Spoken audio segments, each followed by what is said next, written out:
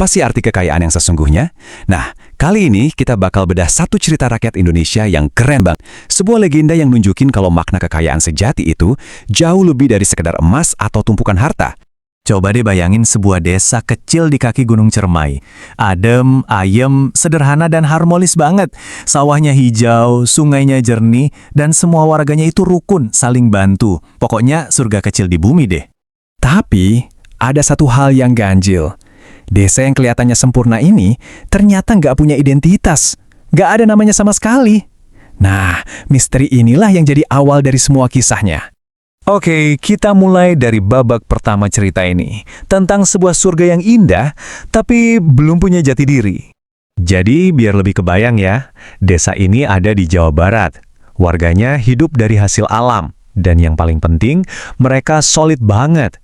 Gak ada tuh yang namanya sikut-sikutan atau konflik, tapi ya itu tadi, anehnya mereka gak punya nama. Dan kekosongan inilah yang sebentar lagi bakal jadi panggung utama cerita kita.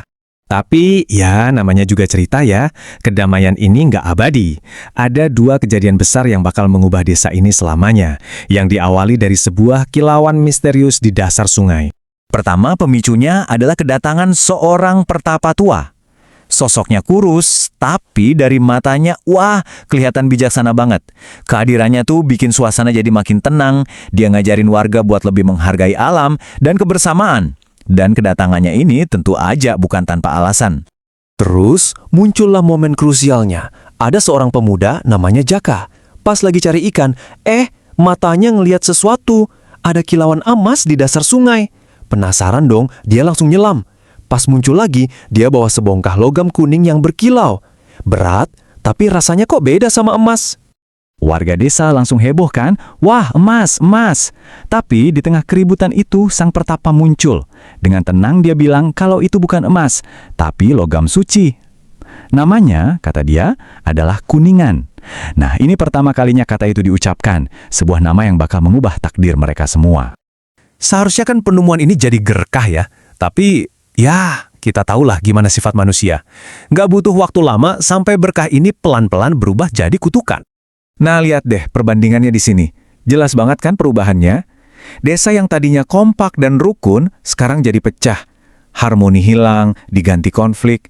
Kesederhanaan lenyap, ditelan sama keserakahan dan rasa iri. Semua orang mulai ribut, siapa yang paling berhak atas si Kuningan itu? Padahal si pertapa udah ngasih tahu loh.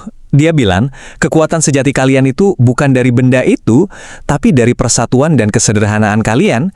Sayangnya, suara keserakahan di telinga mereka tuh lebih kenceng daripada nasihat orang bijak. Peringatannya dicuekin aja gitu. Dan akhirnya, sampailah kita ke puncaknya. Momen di mana alam seolah-olah udah muak, dan mereka harus bayar semua keserakahan mereka dalam sebuah peristiwa yang super dramatis. Ceritanya makin tegang nih. Tiba-tiba desa itu kena kekeringan parah.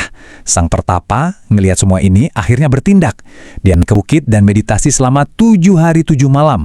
Pas hari ke-7, wah, langit jadi gelap gulita, petir menyambar-nyambar. Dia turun, tongkatnya bersinar dan boom! Dengan satu gerakan dia mengarahkan tongkatnya ke logam itu. Seketika Kuningan yang jadi rebutan itu hilang. Lenyap begitu aja tanpa jejak. Semua orang bengong. Benda yang mereka puja-puja, yang bikin mereka pecah belah, sekarang udah nggak ada.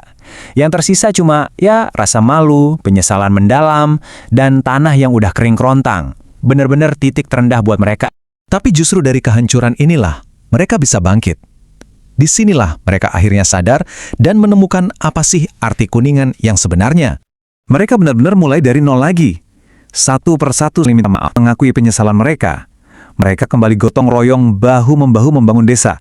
Dan ajaibnya, tanpa logam sakti itu hanya dengan kerja keras bareng-bareng, tanah mereka subur lagi. Supaya nggak lupa sama pelajaran ini, mereka bahkan membangun sebuah monumen batu. Nah, ini dia intinya. Mereka akhirnya Kuningan itu ternyata bukan nama logam, tapi nama untuk warisan mereka. Warisan kemakmuran yang lahir dari persatuan dan kerja keras bersama. Dan saat itulah, desa yang tadinya nggak punya nama, akhirnya dengan bangga menemukan identitasnya. Mereka menamai desa mereka Kuningan. Eits, ceritanya belum selesai. Ada satu rahasia terakhir. Si pertapa akhirnya buka kartu. Ternyata, logam itu sebenarnya adalah artefak kuno dari kerajaan Karangsuci. Tujuannya apa? Diciptakan sebagai simbol persatuan.